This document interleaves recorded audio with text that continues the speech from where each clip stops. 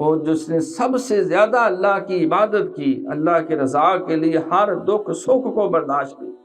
سرکار فرماتے ہیں کسی نبی کو راہ ہدایت میں اتنی اذیتیں نہیں ملی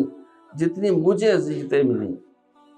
حسن یوسف دم عیسیٰ ید بیضا داری، آنچ خوبہ ہمہ دار تو تنہا داری۔ تو اللہ نے مجھے وہ استقامت عطا کی، صبر حوصلہ عطا کیا، اور فرمایا کہ روز قیامت بھی لوگ نبیوں کے پاس جائیں گے کہ اس قہر اور غضب اور ہولناکی کے ماحول میں کمی کی جائے،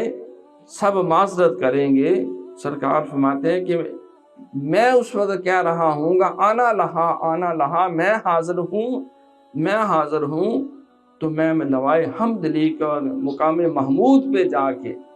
اللہ کو ایسا سجدہ کروں گا جیسا کسی مخلوق نے نہیں کیا، اور اللہ کی وہ حمد و ثنا